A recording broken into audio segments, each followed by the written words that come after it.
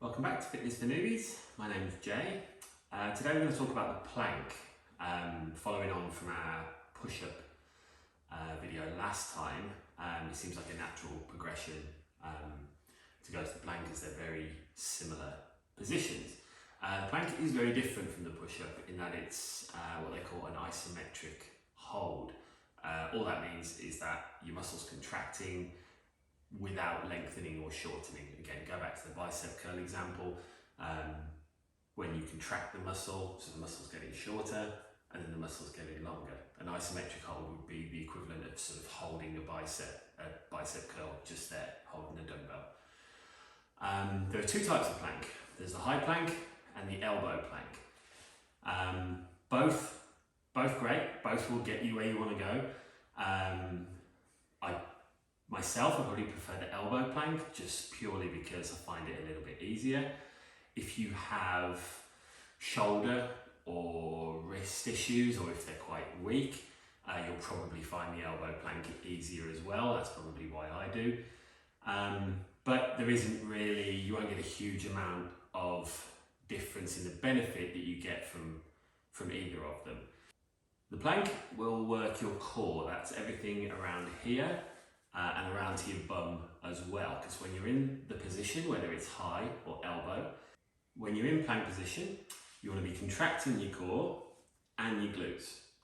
It isn't easy to, it's called obviously the mind-muscle connection, so your mind telling your muscle to contract, and it's a lot to actually remember, so you're remembering to be in the right position and contracting these and these at the same time. It might take a bit of getting used to, so just have a practice with it. As always, as the same with the push-up, whether you're in high plank or elbow plank, you want your hands, in the high plank you want your hands directly below your shoulders, and in the elbow plank, your elbows directly beneath your shoulders. That will give you the steadiest base that you can have, so that you're working the right muscles and you're not straining and leaning and putting undue pressure on parts of the body where they shouldn't be. As always, we're trying to be safe and effective and efficient, obviously. Yeah. Okay, so as with the push-up, there's going to be progressions. Have a play around with the different variations of the plank that you can see. So the first variation of the plank is with your knees close to your hands. In yoga, I think it's called tabletop or doggy, whichever you prefer. But yes, if you want to start there, that's absolutely fine. The next progression is by moving your knees further out, just like in the push-up. Now with this one, you want to start getting into the habit of having your body straight. So the line from your knees to your shoulders should be a straight line. You do that by contracting your core, contracting your glutes. Again, it's not easy to start with. If you can't do it, go back to tabletop, practice your contractions. Practice your contractions in tabletop. And you will eventually get the hang of it, even if you have to slowly, very slowly move your knees out. But as you're doing that, remember, keep a straight body. After the knee down plank, we're going to go up onto our feet. Now, the easiest way to do a plank on your feet is by spreading your legs wide. So from the top, you look like a kind of shape. What shape's that? Don't know. That just spreads your body area over a larger portion of the floor, which takes the pressure off slightly. It's not going to make a huge difference, but it is easier than a full plank. Once you're comfortable in that one, then you move to full plank, which whether it's high or low, your feet are closer together, or you can have them literally next to each other. That is your full plank. So just like with the push-up, we're going to progress you from wherever you start, whichever variation, up to a full plank.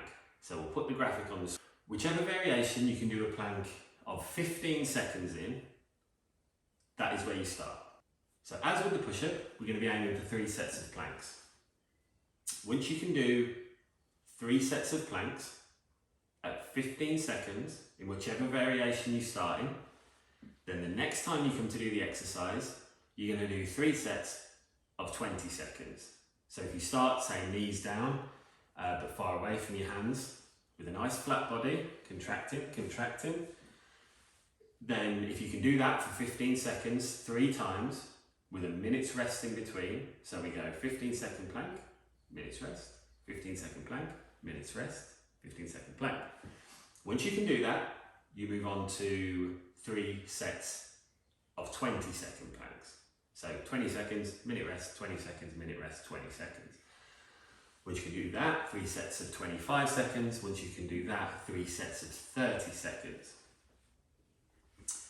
When you finished that, the variation, the 3 sets of 30 seconds, and you can do that, the next time you move up a progression. You move up to the next variation. So if you've got knees down, your next one will be full plank, but with your legs spread.